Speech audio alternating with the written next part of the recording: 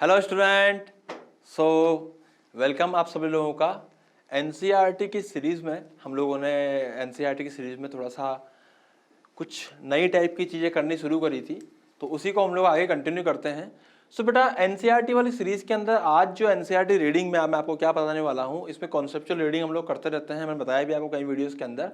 हम लोग का बेसिकली फंडा क्या होता है कि हम लोग एनसीईआरटी को रीड करें, ठीक है, उसकी बातों को समझें, डीपली एनालिसिस करें कि उसमें कहाँ क्या बोला गया है, क्योंकि बहुत इंपॉर्टेंट है। जितनी ये बायोलॉजी में और केमिस्ट्री में इंपॉर्टेंट है, उतनी फिजिक्स के अंदर भी है। ओके, सो स्टार्ट करते हैं बेटा इसको।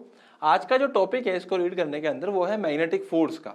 सो बेसिकली मैग्नेटिक फोर्स में सोर्सेज एंड फील्ड्स, इसको समझने का प्रयास करते हैं। एनसीईआरटी ने क्या क्या बातें इसमें बोली गई है वो सारी बातें हम लोग सीखने की कोशिश करते हैं। ओके, सो मैग्नेटिक फोर्सेस की हम बात करें तो यहाँ पे बात सोर्सेस एंड फील्ड बोला गया है। तो बात ध्यान समझिएगा।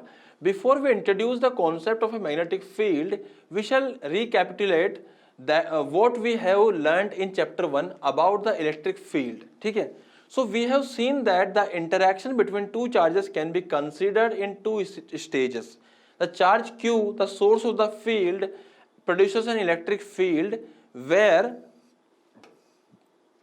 E is equals to 1/4 pi epsilon naught Q by R square. Okay, और ये जो R कैप है ये क्या लिखा हुआ है, ये यूनिट वेक्टर लिखा हुआ है। where r cap is a unit vector along r and the field E is vector field, a charge Q interacts with this field and experience a force F given by this. So basically कहना क्या चाह रहा है कि भैया हम लोग magnetic field को समझे या मैग्नेटिक फोर्स को समझे, उससे पहले हमें ये चीज समझ में आनी चाहिए कि इलेक्ट्रिक फील्ड में जो हम लोगों ने बातें करी थी वो हमने क्या बोला था वहां पे। ये इलेक्ट्रिक फील्ड के केस में क्या होता है, जैसे इलेक्ट्रिक फील्ड जो होती है वो होती है 1/4 pi epsilon not into q by r square into r cap. Okay student, ये बात उन्होंने बोली। और इससे अगर मुझे फोर्स निकालना हो तो मैं क्या करूंगा, सीधा मल्टीप्लाई कर दूंगा इसको किससे, चार्ज से। तो 1/4 पाई एप्सिलॉन नॉट, जहां भी फोर्स निकालना है, q into small q by r square into r cap. Okay student, so basically यहाँ इस प्रकार से मैं वो फोर्स निकालता था। तो बेसिकली अगर मैं इलेक्ट्रिक फील्ड में बात करता हूं तो जो फोर्स आता है वो किसके बराबर आता है, क्यू इंटू इलेक्ट्रिक फील्ड। अब यार ये बात एनसीईआरटी ने समझाई है यहाँ पे। अब क्यों समझाई है उसको समझने के लिए हम आगे भी पढ़ने की कोशिश करते हैं। ओके स्टूडेंट, तो चलिए आगे बढ़ते हैं फटाफट से, चलिए इसको शुरू करते हैं। Okay, so where are is unit vector along r, the field E is a vector field, a charge Q interact with the field and experience a force given by this. लेकिन अगर मैं मैग्नेटिक की बात करता हूं तो अब magnetic की बातें यहां पे करी जाएगी। As pointed out in the chapter 1, the field E is not just an artifact but has a physical role. It can convey energy and momentum and is not established instantaneously but takes finite time to propagate. पहली चीज तो क्या है, जो field होती है ये यहाँ पे बहुत इंपॉर्टेंट बात बोली गई है जो तुम्हें किसी भी मतलब नॉर्मल किताबों में नहीं मिलती है, आपको एनसीईआरटी में छोटी छोटी चीजें मिल जाएंगी। The field is not just an artefact but has a physical role. Field का एक फिजिकल रोल होता है। It can convey energy and momentum. बहुत इंपॉर्टेंट बात है बेटा, फील्ड अपने साथ एनर्जी कन्वे कर सकती है और मोमेंटम भी कर सकती है। And is not established instantaneously, वो इंस्टेंटेनियसली एस्टेब्लिश नहीं होती है, but takes finite time to propagate. Okay, the concept of a field was specially stressed by Faraday and was incorporated by Maxwell in his unification of electricity and magnetism. यहाँ बहुत important बातें हो रही हैं, यहाँ पे बहुत अच्छी अच्छी बातें हो रही है कि जो field, the concept of field was specially stressed by Faraday and was incorporated by Maxwell in his unification of electricity and magnetism. आगे समझते हैं। In addition to depending on each point in space, it can also vary with time, that is be function of time. Okay, in our discussions in this chapter we will assume that the fields do not change with the time. यहां इन्होंने एक बात बोली, इसको दोबारा समझाता हूं, मैंने सिर्फ रीड किया था। In addition to depending on each point in space, it can also vary with time. मतलब वो स्पेस में, स्पेस के अलावा टाइम के हिसाब से भी वेरी करती है, मतलब अलग अलग टाइम पे अलग अलग फील्ड हो सकती है, that is be a function of time. So in our discussion in this chapter, हमारा इस चैप्टर में जो डिस्कशन होगा फील्ड को लेकर, we will assume that the field do not change with time. हमारे इसमें हम लोग फील्ड को टाइम के साथ चेंज नहीं करेंगे। Getting my point student? So the field at a particular point can be due to one or more charges. Okay students, सो हम कह सकते हैं यहाँ पे कि हम लोग यहाँ पे बात क्या करेंगे कि हम लोग यहाँ टाइम के हिसाब से चेंज करने वाली फील्ड नहीं समझेंगे, लेकिन एनसीईआरटी ने बात समझाई कि जो फील्ड है, देखो बात पता है क्या है बेटा, बात ये नहीं है कि यार आपको क्या चीजें, मतलब कहाँ से आपने क्या पढ़ा है, कितना आता है कितना नहीं आता। बात यह है कि इस बुक को जब आप पढ़ोगे तो आपको कुछ एक्स्ट्रा ऑर्डिनरी चीजें मिलेंगी जो आपको हो सकता है कि शायद कहीं ना मिले। जैसे वो ध्यान से पढ़ना पड़ेगा, वो ऐसा नहीं कि यार आपको बस ऊपर ऊपर से पढ़ लिया, आपको एनालिसिस करना पड़ेगा। अब इसने कितनी प्यारी बात बोली है कि फील्ड जो होती है ना वो स्पेस और टाइम दोनों के अनुसार चेंज हो रही है, और टाइम का फंक्शन भी होता है। लेकिन हम जो फील्ड्स पढ़ते हैं बेसिकली उसको हम लोग क्या कर रहे हैं, फील्ड टाइम के साथ चेंज नहीं करेंगे, do not change with time. जो हम पढ़ेंगे we will assume that so the field at a particular point can be due to one or more charges. If there are more charges the field add vectorially. ये सब बातें हमने पहले भी करी है, ये सब बातें पहले कहाँ करते थे हम लोग, जब हम लोग पढ़ते थे क्या बेटा, जब हम लोग पढ़ते हैं, जैसे मान लीजिए मैं इसकी बात करता हूँ, field if there are more charges the field add vectorially, it means हम लोग बात कर रहे हैं कि जो फील्ड होती है वहां पे सुपरपोजिशन प्रिंसिपल अप्लाई होता है, ठीक है।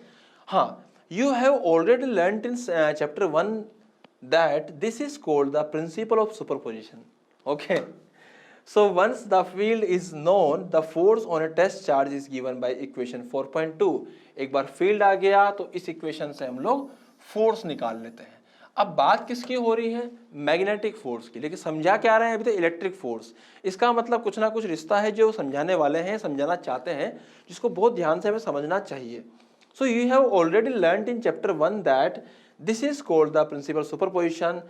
just as static charges produces an electric field, the currents or moving charges produces in addition a magnetic field. अब यहां पे एक बहुत इंपॉर्टेंट बात हुई है, इन एडिशन। जिस प्रकार से static charges electric field produce करते हैं, उसी प्रकार से moving charges magnetic field produce करेंगे इन एडिशन, मतलब मैग्नेटिक फील्ड भी प्रोड्यूस करेंगे। Denoted by B r, again a vector field, ये भी एक वेक्टर क्वांटिटी होती है या फील्ड होता है।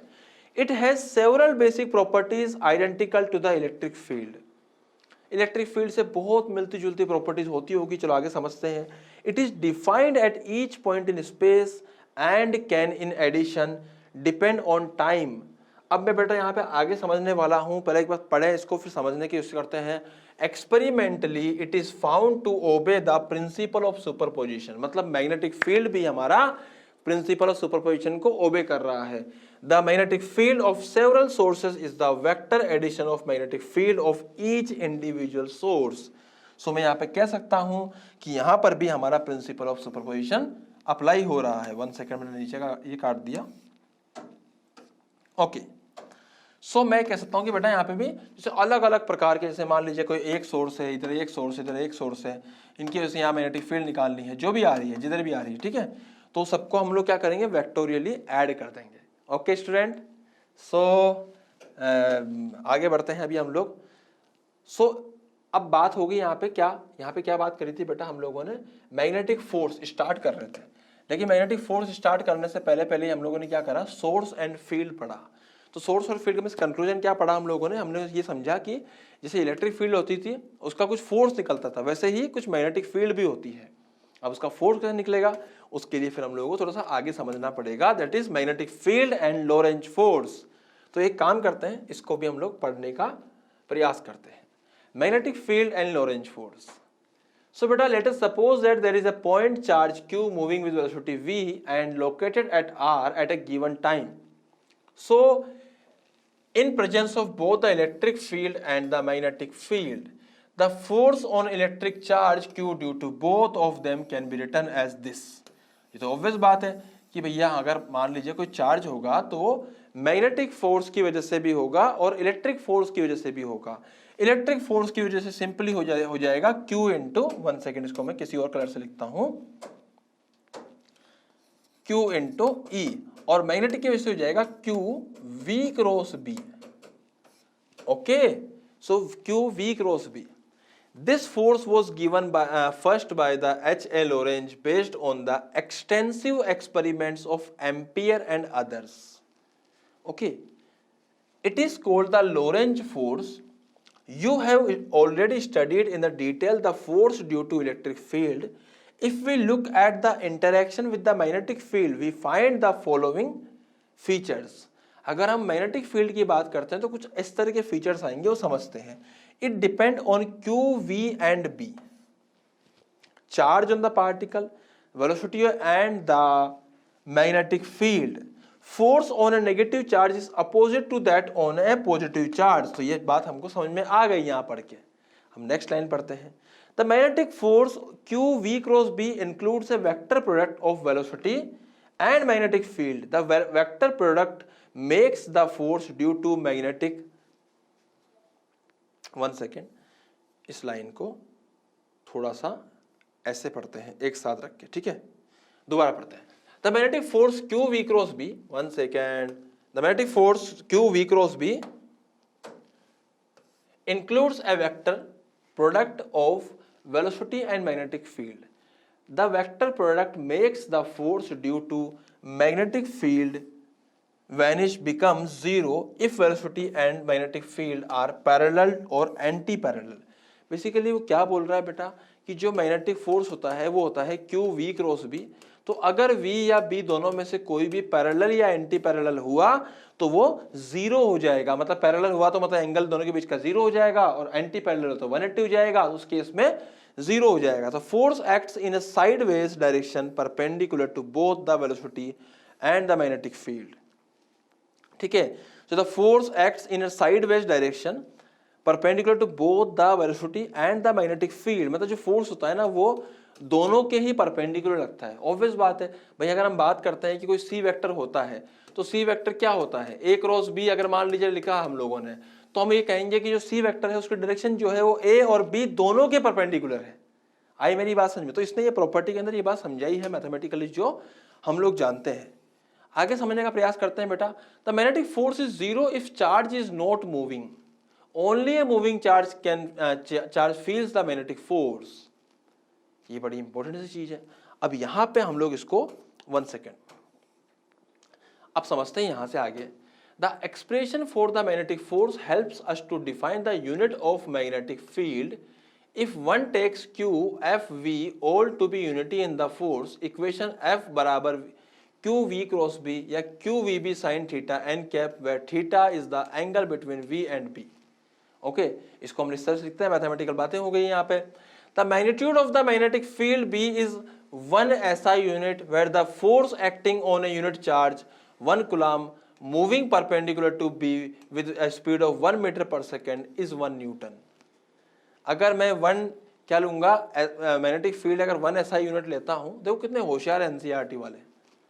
अभी इन्होंने क्या मैग्नेटिक फील्ड की यूनिट बताई नहीं है, इसलिए यहाँ पे 1 SI यूनिट लिखा है, टेस्ला नहीं बोला इन्होंने, ठीक है। और चार्ज कितना लिया, 1 कूलम। उसके अलावा फोर्स को कितना लिया, सॉरी स्पीड को कितना लिया, 1 मीटर पर सेकंड। फोर्स भी बोल दिया 1 न्यूटन, बट मैग्नेटिक फील्ड के केस में नहीं बोल रहे, ठीक है। डायमेंशनली वी हैव F बराबर B बराबर F, sorry B is equal to F by QV and the unit of B are newton second per coulomb metre. This unit is called the tesla. अब इन्होंने खुद ही यहाँ पे use किया है, तब बताया है, ठीक है। मतलब हम ही बताएंगे, हम ही एक्सप्लेन करेंगे। ओके, सो नेम्ड आफ्टर निकोला टेस्ला। अब जो भी है, Tesla is a rather larger unit, smaller unit is known SI cold Gauss.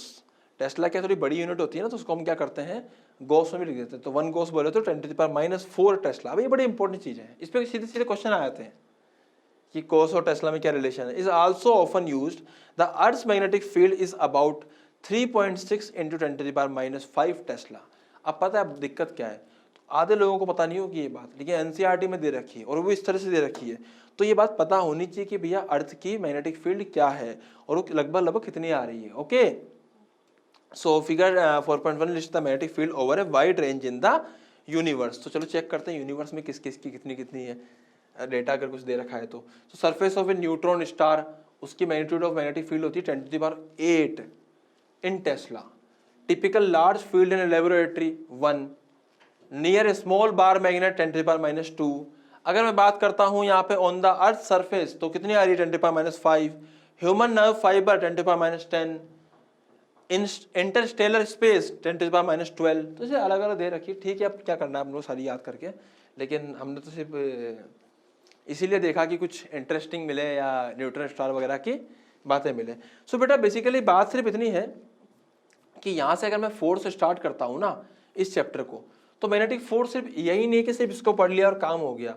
अभी हम लोगों को क्या करना है, इसको पढ़ने के अलावा हमने मैग्नेटिक फील्ड लोरेंज फोर्स समझा। ओके, और लोरेंज फोर्स समझने के बाद अभी आगे और भी आएंगे इसके अंदर। वो क्या क्या आएंगे देखो बताता हूँ मैं आपको। हाँ, एक यहाँ पे डायरेक्शन की बात करी हुई थी, डायग्राम में समझाया बेटा इन्होंने वी क्रॉस बी की डायरेक्शन कैसे निकालते हैं। उसके लिए देखो सिंपल सा तरीका है, एक वीडियो भी पड़ा हुआ है हमारा, मैं उसको डिस्क्रिप्शन में डाल भी दूंगा उसका लिंक। उसमें आपको डायरेक्शन निकालना सिखाया वी क्रॉस बी की। आप वो वीडियो देखिएगा, ए क्रॉस बी या V cross B, A cross C, जो भी है, मतलब क्रॉस प्रोडक्ट की डायरेक्शन निकालने का तरीका उस वीडियो में बहुत अच्छे से डिटेल में समझाया है। तो मैं इसको लिंक में डालूंगा, आप लोग जरूर देखिएगा। अब यहाँ पे magnetic force on A current carrying conductor, तो बेटा ये सब चीजें हम लोग नेक्स्ट वाली क्लास में पढ़ेंगे। करंट कैरिंग कंडक्टर पे कितना फोर्स लगता है मैग्नेटिक।